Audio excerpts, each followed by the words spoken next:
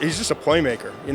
We were at that Michigan game, and just the way that he was covered up a lot of times. I mean, how many targets did he have in that game? And I thought Dean Lewis for Michigan had one of the better games of his career. What he wound up giving, 9 catches, 10, whatever it was.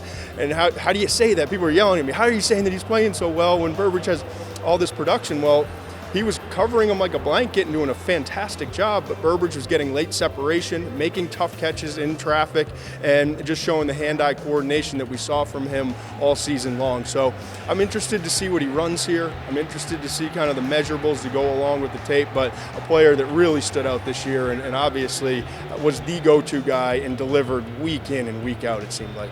Yeah, and he's a guy that when you look at his numbers, because you talked about it, injuries, didn't quite hit those, and he was a guy that every year, hey, this is Aaron Burbridge's year, finally it hit, Big Ten receiver of the year, and the jump in numbers was 30-something catches, up it was 80-something, whatever that was, it was crazy, and some big highlight reel plays, and I think his dose of confidence, plus a good solid week at the Senior Bowl, that gives him an opportunity. I don't think he's going to be a first-round pick, but anything from probably second round, third round is probably more likely, but he's got a chance. I like the size, I like the speed, I like his hands, I like his routes.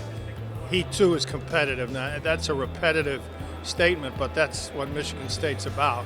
You don't play for Mark D'Antonio unless you're competitive and tough and resilient.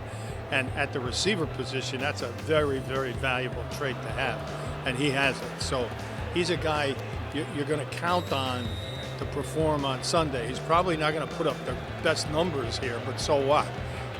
What you do on Sunday is what counts, and he's a guy that's done it throughout his career. Well, you think about it, he had a great year after Tony Lippett led the Big Ten and what he did the year prior, and he got drafted as a corner, and that's what I see Burbridge. Burbridge is a more polished receiver in terms of running his routes. Again, you talk about the pro-style offense. He runs the entire route tree. Solid receiver in terms of plucking the football. He had a great week down at the Senior Bowl, and so like most of these players, you just got to start checking the boxes. Have a good season, which he had at Michigan State, then had a good Senior Bowl, now have a good combine, and he's has the ability to help himself.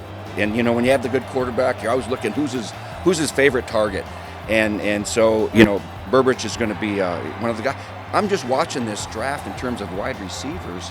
It doesn't seem to be as full of great receivers as the last couple of years, and so maybe a guy like Burbridge has a chance to get drafted a little bit sooner because of maybe the lack of quality depth at the receiver position this year in the draft. He's going to get drafted. He's going to make a club, and we're rooting for him.